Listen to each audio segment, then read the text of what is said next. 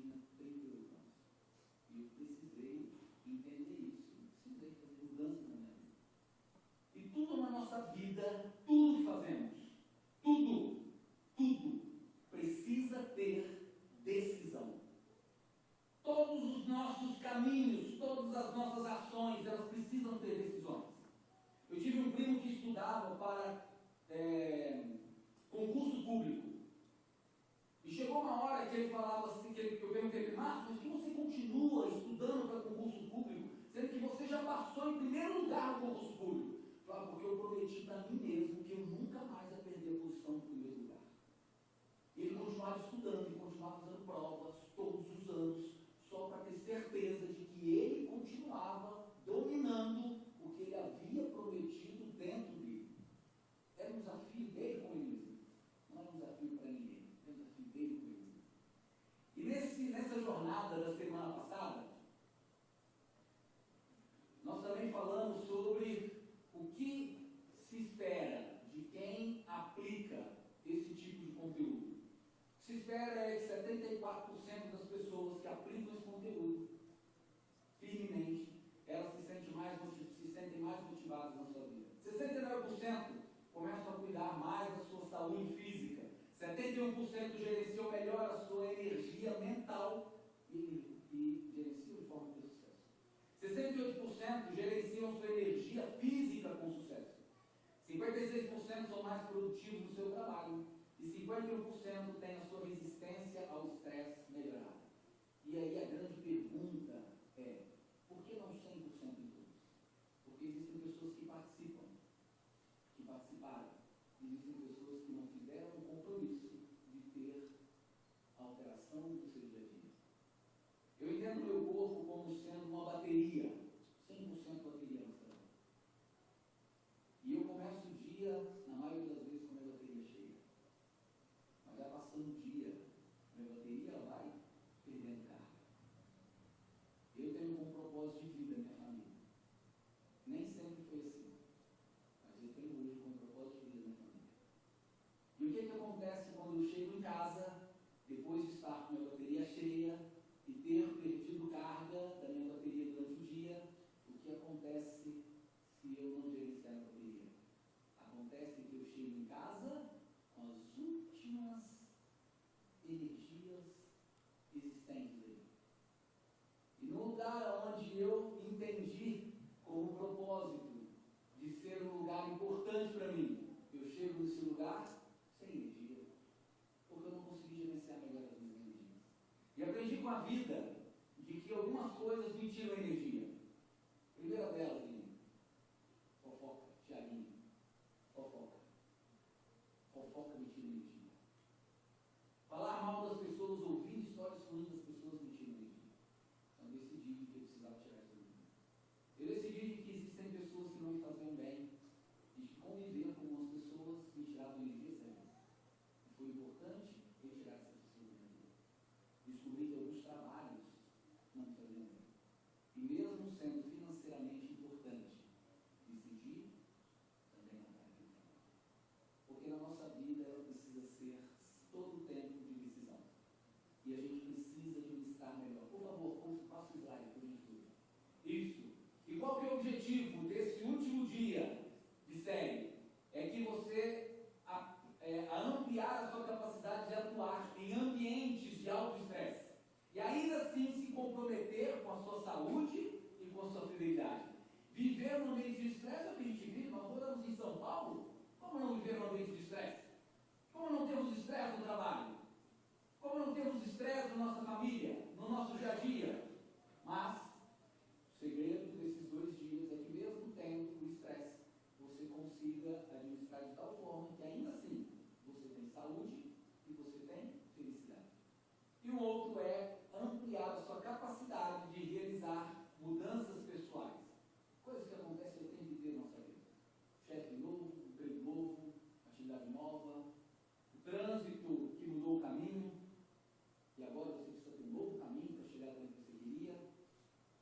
As dificuldades que aparecem no nosso percurso, e agora outras dificuldades, a gente precisa gerenciar esse ponto. E entendendo tudo isso, nós temos então uma pirâmide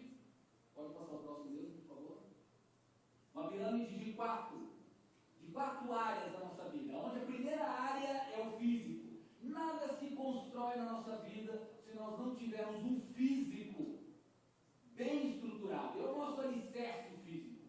E qual é o físico? 3 pontos: sono, alimentação e exercício físico. Se você dorme bem, mas não faz atividade física, você não tem um alicerce bem. Se você faz atividade física, mas você não dorme, você não tem um bom alicerce. E se você faz os dois, mas não se alimenta bem, você também não tem o seu alicerce bem. E para você conseguir ser parrudo, aguentar, suportar dificuldades, é muito importante que você tenha essa base muito bem estruturada. Muito bem estruturada, porque é com essa base bem estruturada que você vai conseguir aguentar o que vai colocar em cima. Se você tem essa base bem estruturada, você vai aguentar o que vai vir após isso. E o que vem logo em cima é algo muito difícil, que são as dificuldades emocionais. Essas são as mais difíceis que a gente tem de aturar. Imagina você ser traído por um principal, por seu melhor amigo. Como suportar isso? Imagina você perder o seu emprego. Como suportar isso? Você falir a sua empresa. Como suportar isso? Como suportar essa pressão emocional do nosso dia a dia, se nós não tivermos uma base bem sólida para aguentar tudo isso? Se você precisa de ter mais apoio emocional, você precisa entender que para que você construa o apoio emocional, você tem que ter uma boa parte física. Durma bem, se alimente bem, acorde pensando: o que eu vou fazer agora de atividade física? É uma caminhada, é uma corrida, é uma musculação, é um exercício aeróbico. O que você vai fazer? Você precisa fazer. Com isso você vai ter força para suportar as dificuldades emocionais. E a gente sabe que são muitas, as piores. Todo o restante a gente vai que vai. Agora as dificuldades emocionais, elas são as mais pesadas. Depois que você passa por essas dificuldades emocionais, na verdade isso tudo está vindo tudo junto. São as dificuldades mentais. A todo tempo. Você quer ser promovido, mas a promoção depende de uma capacidade nova mental. De estudar um pouco mais, de se desenvolver em algo diferente. E você precisa se desenvolver mentalmente. Se você não lê, meu amigo, de verdade, verdadeira, verdadeíssima, você não lê pelo menos um livro por mês, você mentalmente, você está ficando fraco. Você precisa exercitar a sua mente a todo tempo. Ela é que vai te dar forças para que você consiga vencer e ir para a última, que é a mais realizadora de todas, que é o espiritual. O espiritual aqui não tem necessariamente a ver com Deus. O espiritual aqui tem necessariamente a ver com você mesmo. Quando você alcança o propósito da tua vida, quando você alcança o princípio ideal da tua vida, quando você ouve, no meu caso, vejo aqui a minha filha cantando aqui na frente. Eu estava ali vendo quando eles estavam ensaiando. O pessoal do até brincou comigo. Eu estava ali me abastecendo espiritualmente. E meu coração estava dizendo assim: Senhor, está valendo a pena. Está valendo a pena. E eu me abasteço emocionalmente. O que é interessante de tudo isso é que todas as vezes que a gente cresce na vertical e crescente, subindo, nós nos envolvemos, nós criamos capacidades, nós entendemos as dificuldades, nós superamos os obstáculos, mas todas as vezes que fazemos ao inverso, já de cima para baixo, isso quer dizer que nós nos tornando extraordinários. Eu já não me esforço para fazer, isso já entra no automático. No início, acordar às 5 da manhã vai ser muito difícil, mas depois que você vencer ali os 60 dias, os 90 dias, o dia que você não acordar às 5 da manhã, você vai falar assim: hoje está faltando uma coisa. E o dia que você se programar para não acordar, seu relógio biológico vai falar assim: Silvia, levanta que está na hora. Se prepara, porque hoje o dia vai ser de muitas batalhas.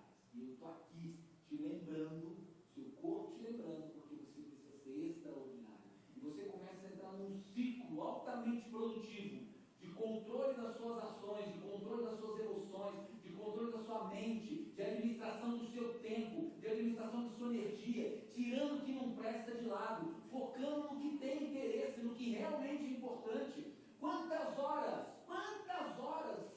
não existem pessoas gastando nas redes sociais, improdutivamente? Quantas horas? Faça um teste, tem um aplicativo que você instalar aí para pedir para ele fazer, para ele cronometrar quantas horas você tem dedicado às redes sociais. Você vai ficar pasmo de ver o tanto de tempo que você tem gasto. Outro dia eu peguei o telefone de uma pessoa, obviamente desconhecida, e olhei no relatório. 4 horas e meia por dia de redes sociais. 4 horas e meia. Tirando a cabeça do foco. Ah, mas eu não fiquei o tempo inteiro, eu fiquei durante uma coisinha ou outra, tirando a cabeça do foco. Ah, mas foi assim nos intervalinhos, tirando a cabeça do foco. Você se dedicar a ter foco. Estou trabalhando 100% do trabalho. Eu vou pegar essas minhas 8, 10 horas do dia e vou me concentrar 100% aqui dentro. Nada vai me tirar. Não vou para o cafezinho, não vou bater papo, não vou abrir outras telas do meu computador para ver um pouquinho da notícia do futebol, para ver um pouquinho da notícia do BBB, não vou abrir nada, eu vou me concentrar 100% em cada uma das atividades. Meu amigo, você vai ver o tanto de produtivo que vai ser o seu dia. O tanto que aquilo vai render. E você vai chegar no final do seu dia, vai falar assim, misericórdia, hoje eu fui extraordinário. Porque é isso que tira a nossa atenção, é aí que rouba a nossa energia. E o que é muito comum quando chega ao final do dia? Exaustão. E você chega na frente de uma televisão, você pega o controle e fica tum, tum, tum, tum. Nada te agrada, você não quer fazer nada, você só não quer que ninguém fale nada contigo. Você só quer ficar ali, ó, cabeça vazia. Só que existe o mundo que está acontecendo depois disso. Existe a esposa que quer conversar porque ela está esperando você chegar em casa. Existem os filhos que querem conversar porque eles estão esperando você chegar em casa. Existem os amigos que querem a sua atenção porque aquele é o momento de confraternização dos amigos. Existe um colega te chamando para jantar porque ele quer bater um papo, está precisando aliviar um pouquinho. E ele te chama para bater um papo porque ele está emocionalmente carregado. E ele sai de lá, pior ainda. Porque ao invés de você ser o conforto, você também é a pedra. E no nosso dia, existem muitas coisas que nos impedem de estarmos 100% engajados. E o que a gente precisa é entender de que para estarmos engajados, nós precisamos estar 100% focado, única e exclusivamente naquela atividade daquele momento. Me irrita muito, muito. As pessoas que trabalham comigo mais tempo, até as de menos tempo, sabe o quanto que me irrita? Chegar numa reunião e todo mundo com o computador aberto. Parece que a pessoa está falando ali, ela é um jumento falando, ninguém prestando atenção em nada. E depois que discorre sobre todo um tema, alguém levanta a mão e faz uma pergunta sobre você que falou com 1h30 falando. Aquilo me irrita profundamente. E eu sempre falo, pessoal, celular para baixo, computador abaixado e todo mundo olhando aqui. Ainda brinco, né? Minha avó falava, quando um burro fala, os outros baixam a orelha. Porque não se tem foco quando nós estamos com a mente aberta. Não se tem foco. Essa iluminação não é iluminação de foco. Agora, essa iluminação aqui, ela é uma iluminação de foco.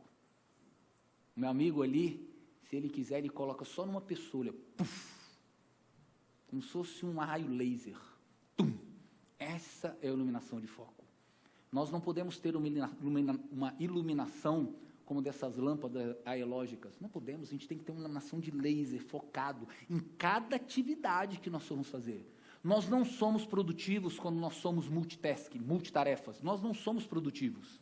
Ninguém é produtivo fazendo mais de uma atividade por momento, por hora. Começou uma, termine ela. E existem algumas coisas que nós precisamos entender. Na nossa vida, nós nunca vamos crescer, nunca, se não houver o estresse. Nunca a gente cresce se não houver o estresse. Eu sempre ouço bastante brincadeira dos meus amigos, às vezes nem de tantos amigos.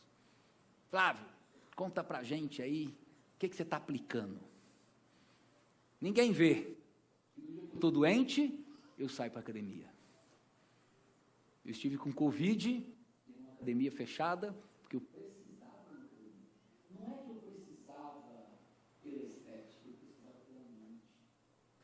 precisava porque eu sei. A minha esposa fala assim, amor, você não treinou hoje, né? Você não vai treinar, não? Porque ela sabe como eu sou o dia que eu não treino. Ela sabe que eu preciso gastar energia. Ela sabe que existe um tipo de energia que só sai se eu desgastar o meu corpo.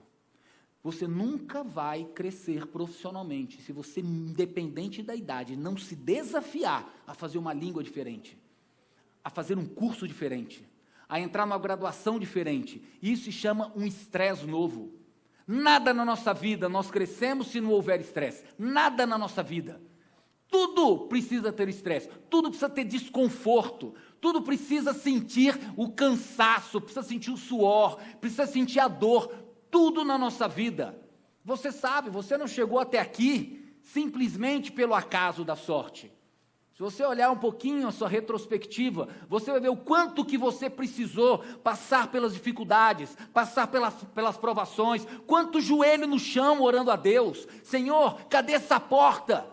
Que eu estou fazendo de tudo, eu estou trabalhando, eu estou me exercitando, eu estou me dedicando, eu estou fazendo de tudo, mas a porta não abre. Aonde está essa porta? E Deus falando assim, continua, porque existe um processo, você não está pronto para viver o processo precisa passar, para que você possa ganhar a tua bênção, mas você não está pronto, e o processo faz parte da dor.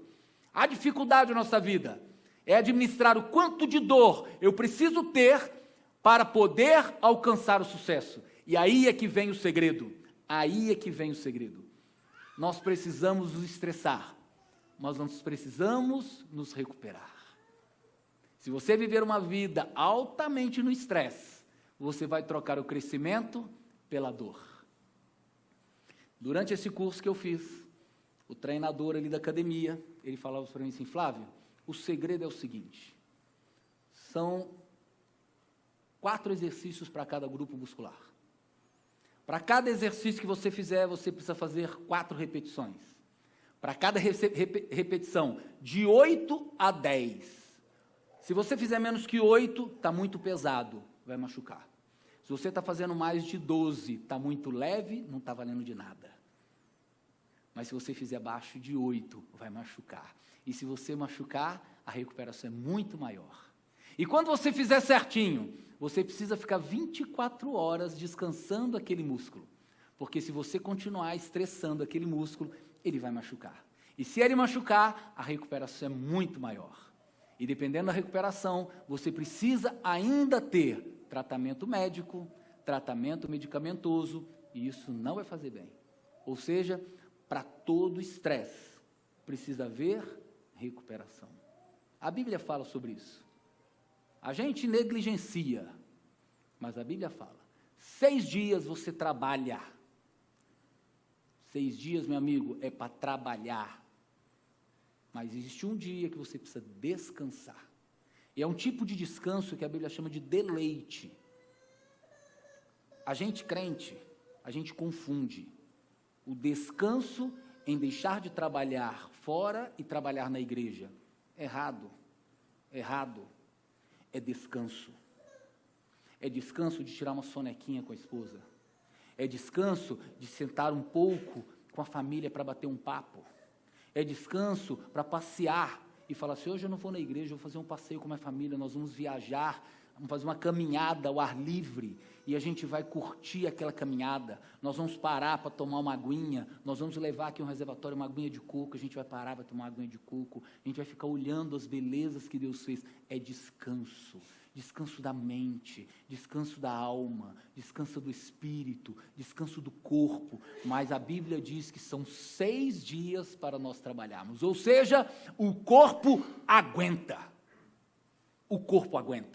Se você usar direitinho as horas que você precisa dormir, se você usar direitinho o tempo que você precisa ter para se exercitar, se você usar direitinho a quantidade e os alimentos que você precisa comer, e se você descansar 1 dia por semana, após ter todo esse controle, o seu corpo aguenta a estudar uma língua a mais, aguenta fazer uma graduação a mais, aguenta ler um livro a mais, aguenta fazer um pouquinho a mais pelo próximo, aguenta chegar em casa e ainda ter energia para a sua família, o seu corpo aguenta, mas existem os segredinhos que você precisa ter.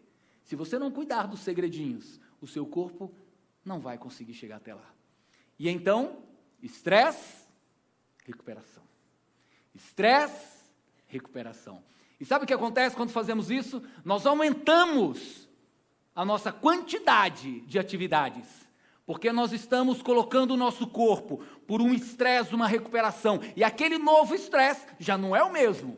Aquele novo estresse é diferente. Para aqueles que fazem qualquer atividade física, sabe que começou com uma caminhada de 1 hora, hoje está correndo 10 quilômetros, e daqui a pouco vai correr 12, e daqui a pouco vai estar correndo 15, e daqui a pouco vai estar correndo uma maratona, 42 quilômetros. Por quê? A cada dia se exercitando, aquele desconforto acontecendo, a progressão do seu corpo vai te levando a um índice de melhor performance. Mas nós não queremos ter o desconforto. O nosso cérebro teima conosco com as atividades difíceis. O nosso cérebro teima conosco em falar assim, você já está cansado, você precisa descansar. Sabe por quê, gente? O nosso cérebro é preguiçoso e só gosta de notícias boas. Ele só gosta de prazer. Por isso é que você tem vontade de comer coisas que não faz bem. Porque o seu cérebro quer o prazer. E quando você diz para o seu cérebro, quem manda em você sou eu, não é a tua vontade, mas sou eu que mando em você. Quando você reconhece ainda assim que você está incapaz, você ajoelha e você fala com Deus. Semana passada a gente viu isso. Daniel chegou um momento da vida dele, Daniel capítulo 10. Daniel falou assim, Deus, eu quero fazer um jejum para o Senhor. Até o Senhor me responder, eu não vou comer nada de que é gostoso. A Bíblia não cita o que era gostoso para Daniel. Ela só fala assim, eu não vou comer nada do que é gostoso. O que é gostoso para você? O que é gostoso? O dia que você não conseguir por vontade própria, chega para Deus e fala assim, Deus, eu estou oferecendo um jejum ao Senhor. Até alcançar a bênção, eu não vou comer chocolate. Até alcançar a bênção, eu não vou comer açúcar. Sabe o que vai acontecer? O dia que seu corpo quiser, você fala assim, eu tenho um trato com Deus. Eu não tenho um trato com você, corpozinho mole. Eu tenho um trato com Deus. E eu estou aguardando a bênção de Deus. Enquanto a bênção de Deus não chegar, eu não vou comer o açúcar. E se Deus não quiser me dar a bênção, ainda assim eu vou permanecer no propósito que eu fiz, me elevando e me aproximando de Deus, renegando o meu próprio eu, massacrando o meu próprio eu, para que eu possa estar mentalmente, emocionalmente e espiritualmente conectado com o Criador. E na semana passada nós conversamos sobre Daniel, até citei aqui um pouquinho. E hoje a gente fecha a série sobre José. José é um camarada muito interessante. E José, ele construiu muito bem a pirâmide dele. José entendia, mesmo tantos anos antes de ter uma metodologia como essa, José entendia como é que era a pirâmide. E a história diz que Jacó já era velho, e de que Jacó, ele tinha o sonho de ter um filho com a esposa amada. Ele tinha filho com a escrava, ele tinha filho com outra esposa, mas Jacó não tinha filhos com a esposa amada. Ele amava Raquel, mas não conseguia ter um filho com ela. E de repente, então, veio uma criança linda, saudável, chamada José. E José recebeu uma promessa de Deus, de que ele seria um grande homem, de que ele estaria sobre outras pessoas. Uma promessa de Deus. Mas José era, nesse momento, um filhinho de papai. Nós ouvimos várias vezes a história de José, com o pensamento de que José ele foi só caindo e caindo. José deixa de morar em casa e foi ser escravo para um comandante do rei. E de repente ele deixa de ser escravo no comandante do rei para ir ser um prisioneiro numa prisão, num calabouço. E a gente ouve sempre essa história.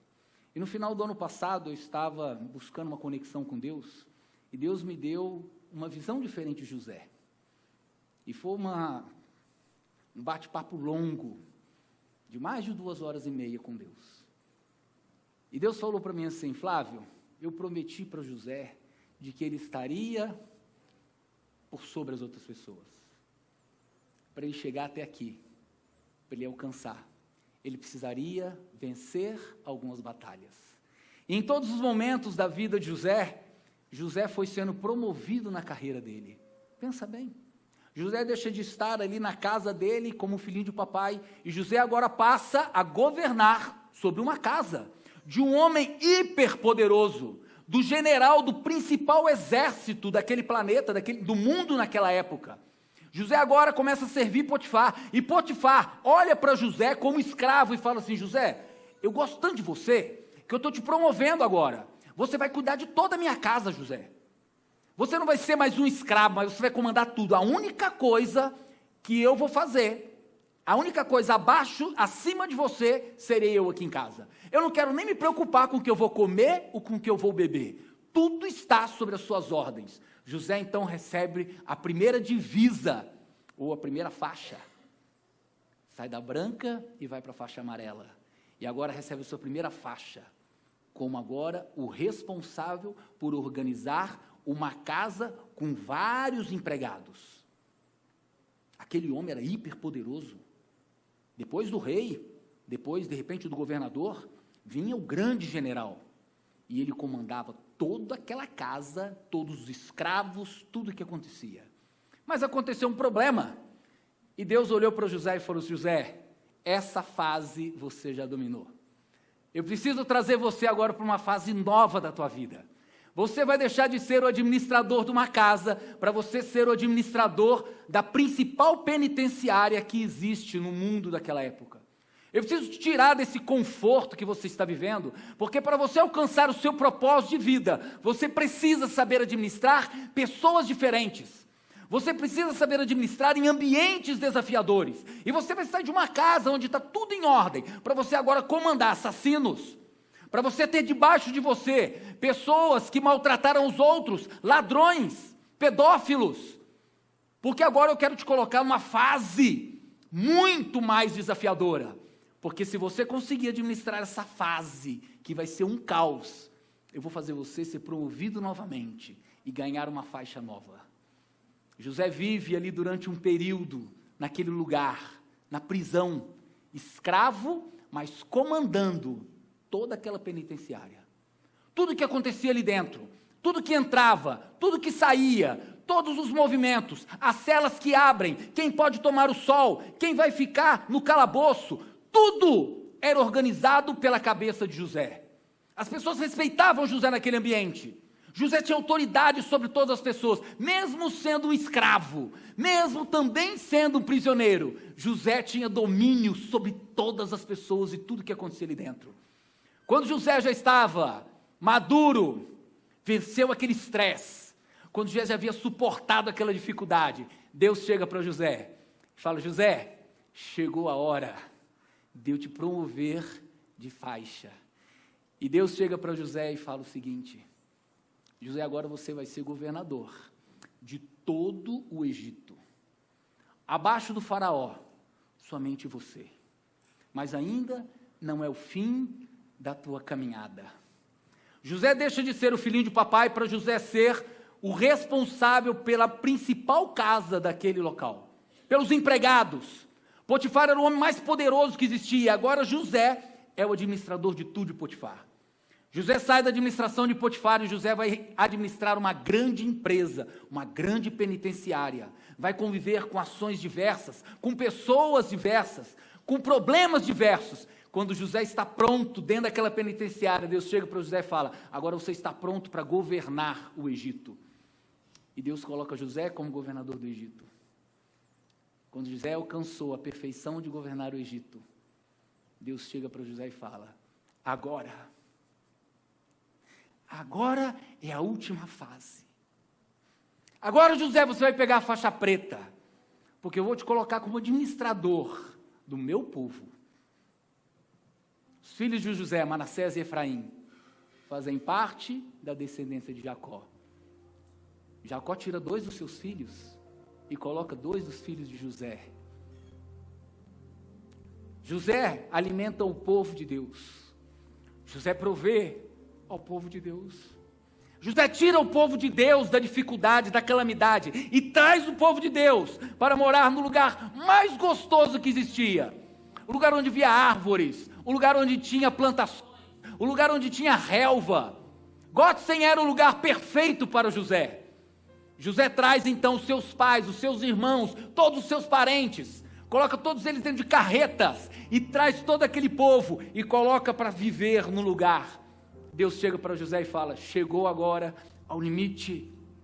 Você venceu os desafios quando você foi vendido pelos seus irmãos. Você venceu os desafios quando você foi escravo lá em Potifar. Você venceu os desafios quando você foi encarregado daquela penitenciária. Você venceu os desafios como governador do Egito. E agora eu estou dando para você a última vitória. E José vence a última vitória.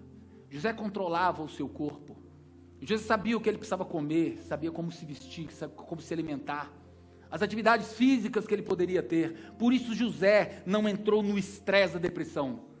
Em nenhum momento você vai ver, na passagem da vida de José, que José entrou em depressão. Pelo contrário, em todas as vezes, Deus estava com José. José vence todas as batalhas. José precisou aprender uma nova língua, uma nova cultura, mentalmente evoluído. E José, quando abraça os seus irmãos e encontra o seu pai, José alcança o ápice. José se lembra do sonho, das estrelas se curvando, das espigas se curvando. José fala assim: alcancei o meu objetivo principal. Entregou o máximo da vitória dele. E José, naquele encontro com o pai próximo a morrer, José entende o propósito dele e alcança a grande vitória. Se o povo de Deus existe, é porque José passou por todos os desafios, venceu todas as batalhas, todos os estresses, todos os problemas emocionais, venceu todos eles e tira então os seus pais e traz ele para um lugar, o único lugar onde havia comida, o único lugar onde havia pasto para as ovelhas. Você quer vencer, meu amigo? Você quer ter uma vida plena? É muito importante você entender os processos da nossa vida. Uma boa parte de tudo, está sob o nosso controle. Uma boa parte de nossas vidas está sob o nosso controle. Uma boa parte de tudo que fazemos, de tudo que entregamos, todas essas coisas, uma boa parte dela, para não dizer quase tudo, está sobre o nosso domínio. E a palavra de Deus diz: aonde não estiver, eu completo. Eu sou o Deus do impossível, eu não sou o Deus do possível. O possível é teu. O possível é teu. Eu sou o Deus que age no impossível, não é no possível. Aonde estiver o impossível, ali entro eu para poder te ajudar. Aonde você estiver caído, aí entro eu para poder te levantar. Aonde estiver difícil, aí entro eu para te dar o conforto. Mas enquanto você é capaz, Deus quer ver a minha e a tua vitória. Entenda que existem os processos. Desafie-se a si mesmo. Coloque a cada dia um estresse novo na sua vida. Descanse, progrida. Pode ter certeza, você chegará ao topo da pirâmide. E você começará a fazer a pirâmide do lado inverso. E você se tornará extraordinário.